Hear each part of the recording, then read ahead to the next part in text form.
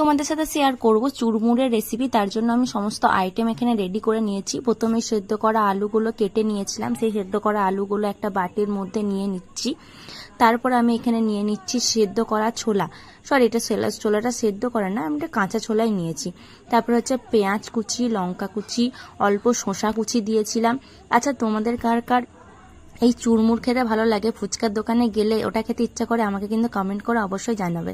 তারপরে দিয়ে দিচ্ছি লেবুর রস আর দিয়ে দিচ্ছি বিট লবণ। আর এই বাটিটার মধ্যে আমি তেঁতুল গুলে রেখেছিলাম, তেঁতুল গুলা জল দিয়ে দিচ্ছি। ওপর থেকে দিয়ে দিচ্ছি ভাজা মশলা, চাট মশলা। এবার হাতে করে ভালো মতো করে মাখিয়ে নেওয়ার পর ফুচকাগুলো ওপর থেকে ভেঙে ভেঙে দিয়ে দিচ্ছি। সব বেশি পরিমাণ ফুচকা নিতে হবে, বেশি পরিমাণ ফুচকা নিলে বেশি ভালো লাগবে। এবার ওপর থেকে আমি তেঁতুল গলার জলটা আর একটু ছড়িয়ে দিয়ে রেডি করে নিচ্ছি আমাদের চুরমুরের রেসিপি। তোমাদের কার কার ভালো লাগলো ভিডিওটা সাবস্ক্রাইব করে আমার পাশে থেকো। টাটা।